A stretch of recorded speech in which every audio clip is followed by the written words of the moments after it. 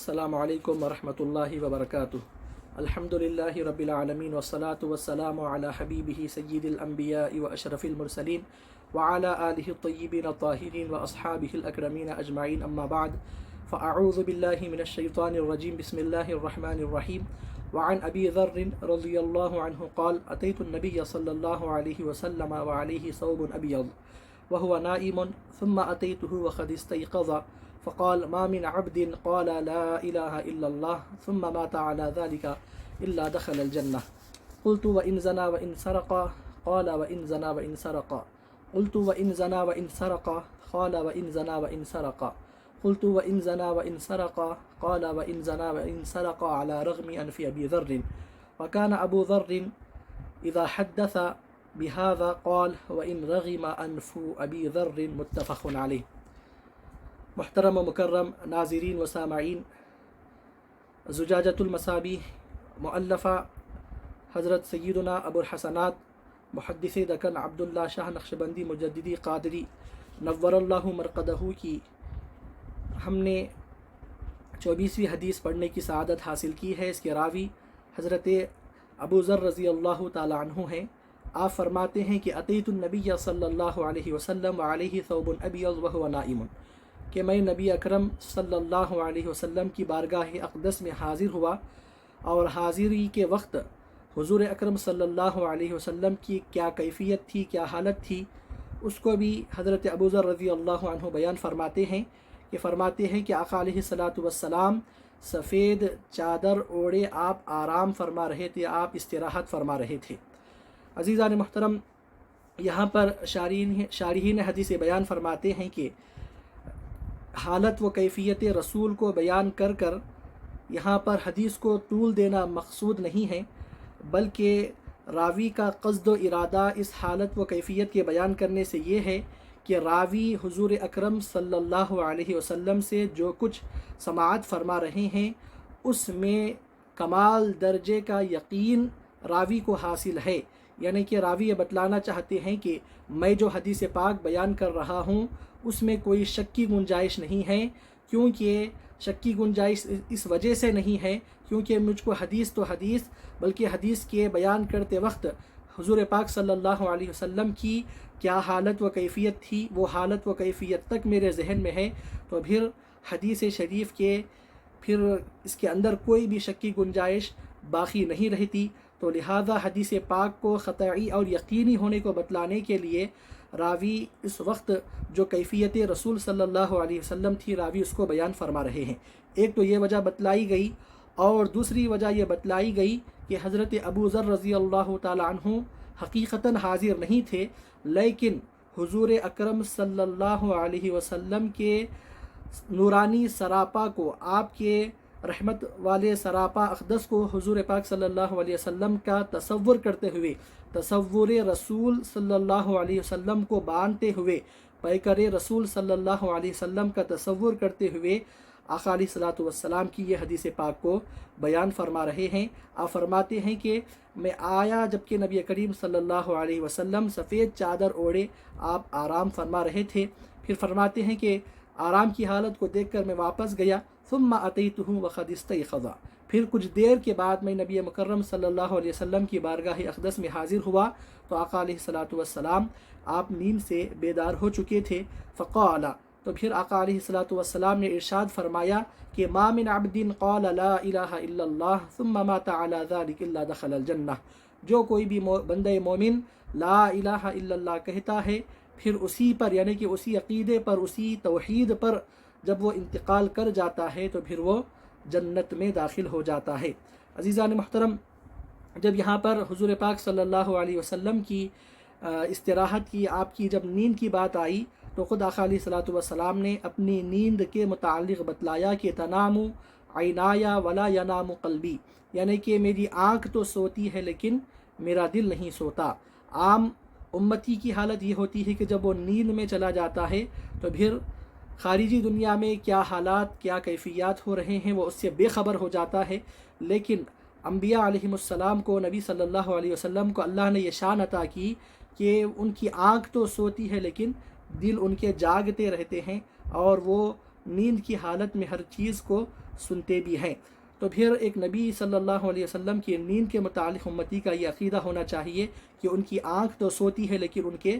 دل نہیں سوتے۔ پھر آگے بتلایا گیا کہ جو کوئی بھی بندے مومن لا الہ الا اللہ کہتا ہے۔ اب عزیزان محترم، حدیث پاک میں اب یہاں پر محمد الرسول اللہ یعنی کہ مکمل کلمہ توحید کو یہاں پر بیان نہیں کیا گیا، کیونکہ معلوم اور بدیہی بات ہے کہ لا الہ الا اللہ یہ اس وقت تک کسی بھی قائل کو، کسی بھی بولنے والے کو فائدہ نہیں دے سکتا جب تک کہ وہ محمد الرسول اللہ صلی اللہ علیہ وسلم نہ کہے۔ تو مطلب معلوم ہوا کہ لا الہ الا اللہ صرف اتنا حصہ، اتنا جز بیان کر دینا یہاں پر بطور عنوان کے ٹائٹل کے طور پر یہاں پر اس کو بیان کیا گیا ہے، ورنہ پھر یہاں پر پورا کلمہ توحید، کلمہ طیبہ مراد ہے، کیونکہ اللہ کی توحید بھی اس وقت تک توحید نہیں مانی جائے گی جب تک کہ حضور پاک صلی اللہ علیہ وسلم کی رسالت کو نہ مانا جائے۔ تو پھر کلمہ اس وقت تک مکمل نہیں ہو سکتا جب تک کہ توحید اور رسالت ان دونوں کو بیک وقت مانا جائے اور ان دونوں کو تسلیم کیا جائے۔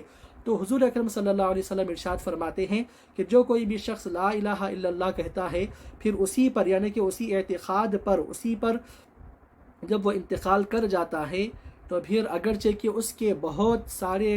گناہ ہی کیوں نہ ہوں، لیکن اللہ تبارک و تعالی اگر اس کے متعلق فضل و کرم کا معاملہ فرما دیتا ہے تو پھر وہ جنت میں داخل ہو جاتا ہے، اور اگر وہ چاہتا ہے تو پھر اللہ رب العزت اس کو عذاب دے کر جو ہے سنا پھر جنت میں داخل کرے گا۔ یعنی کہ مطلب یہ ہے کہ لا الہ الا اللہ کہنے والا بالآخر وہ جنت میں ہی جائے گا، اگر فضل الہی ہو تو براہ راست جائے گا، اگر اللہ رب العزت اگر اس کا مؤاخذہ کرتا ہے تو وہ بعد عذاب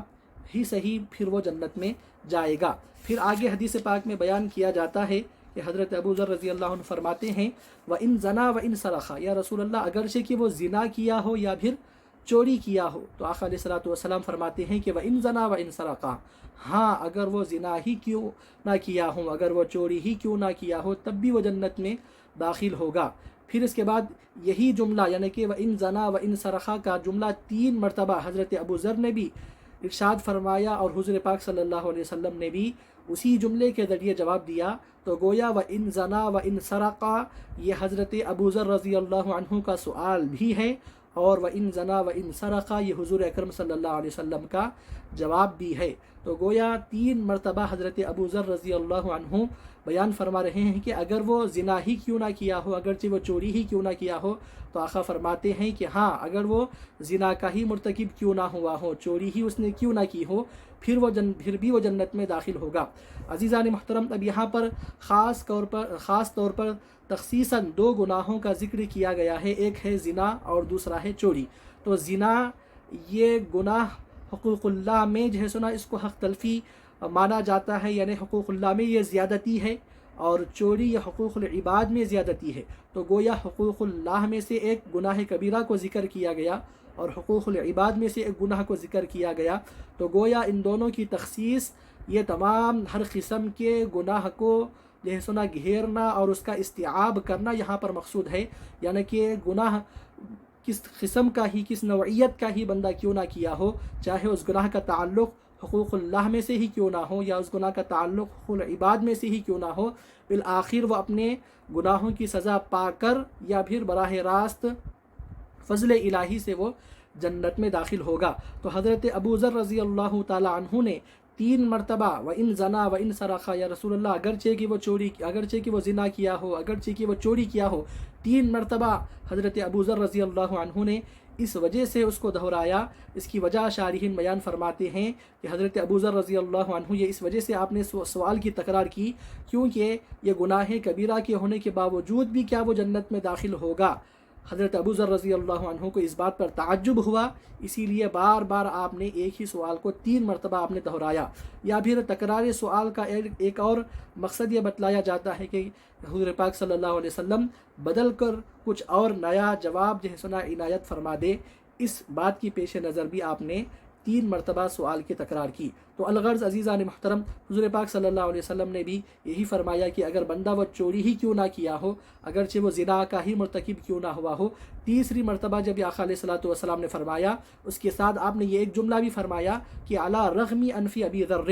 کہ ابو ذر کی ناک خاک آلود ہو جائے، عزیزان محترم، یہ عرب کا ایک محاورہ ہے، لیکن اس محاورے سے اس کے حقیقی معنی مراد نہیں ہوتے، بلکہ بتلایا گیا کہ اس کا معنی یہ ہوتی ہے کہ اگرچہ کہ ابو ذر کو یہ چیز بڑی تعجب میں ڈالتی ہے، اگرچہ کہ ابو ذر کو ناپسند ہی کیوں نہ ہو، پھر بھی وہ گناہ کبیرہ کے ارتکاب کے بعد بھی وہ جنت میں داخل ہوگا۔ وکان ابو ذر اذا حدث بهذا قال، تو حضرت ابو ذر رضی اللہ عنہ جب بھی اس حدیث پاک کو بیان فرماتے تو پھر بطور فخر کے یہ فرماتے کہ رغم انف ابی ذر، یعنی حضور پاک صلی اللہ علیہ وسلم کے زبان اقدس سے جو کلمات آپ کے لیے نکلے تھے بطور فخر کے، حضرت ابو ذر رضی اللہ تعالی عنہ ان کلمات کو بھی دہرا لیا کرتے تھے۔ عزیزان محترم،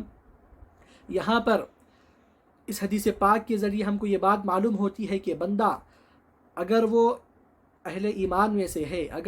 اگر وہ توحید کو مانتا ہے، موحد ہے، حضور پاک صلی اللہ علیہ وسلم کی رسالت کو مانتا ہے، تو پھر وہ بالآخر جنت میں جائے گا گناہوں کی سزا پا کر، یا پھر براہ راست فضل الہی کی وجہ سے۔ اب یہاں پر اس حدیث پاک سے ان گمراہ فرقوں کا جو سنا رد کرنا مقصود ہے، جیسے کہ معتزلہ اور بھی باطل فرقے ہیں کہ جن کا عقیدہ یہ ہے کہ اگر کوئی شخص گناہ کبیرہ کا مرتکب ہو جاتا ہے تو پھر وہ جنت میں نہیں داخل ہوتا، وہ دائرہ اسلام سے خارج ہو جاتا ہے۔ تو پھر ایسے فرقوں کا بھی اس حدیث پاک سے رد ہوتا ہے کہ بندہ مومن اگر وہ گناہ کبیرہ کا ہی مرتکب کیوں نہ ہو، لیکن موحد بن کر اگر کلمہ طیبہ کے اعتقاد پر اگر وہ اس دنیا سے جاتا ہے تو پھر وہ جنت میں بالآخر جاتا ہے۔ یہ حدیث پاک متفق علیہ ہے۔ اللہ کی بارگاہ میں دعا ہے اللہ رب العزت ہم کو احادیث شریفہ کو صحیح معنی میں سمجھنے اور اس پر عمل کرنے کی توفیق عطا فرمائے۔ آمین وما علینا۔